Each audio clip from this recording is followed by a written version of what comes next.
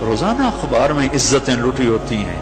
لوٹنے والے امریکہ سے نہیں آئے, انڈیا سے نہیں آئے, اسرائیل سے نہیں آئے, فرانس سے نہیں آئے,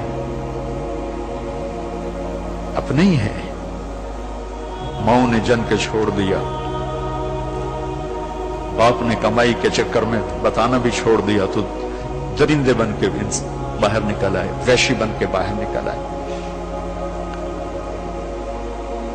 یہ کوئی امریکہ کی سازش ہے؟ روزانہ عزتیں لٹ رہی ہیں.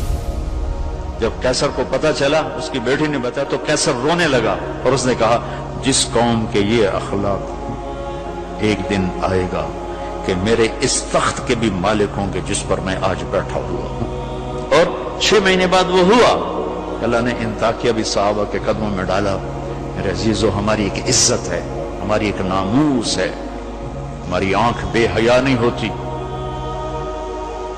ہم اللہ کی بتائی ہوئی ترتیب کے مطابق اپنی زندگی کی راہیں طے کرتے ہیں, اس کو کراس نہیں کرتے.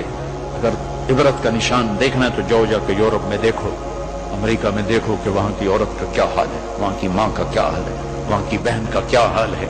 اپنے آپ کو اس سے باہر مت لے جاؤ. علم ضرور حاصل کرو, تعظیم مت لو. مغرب میں تو سورج ڈوب کر اعلان کرتا ہے کہ مغرب ڈوبنے کی جگہ ہے, ابھرنے کی جگہ نہیں ہے. ابھرنے کے لیے اللہ نے مشرق کو بنایا ہے. تو اپنی تہذیب کی, اپنی عزت کی, اپنی ناموس کی حفاظت کرو.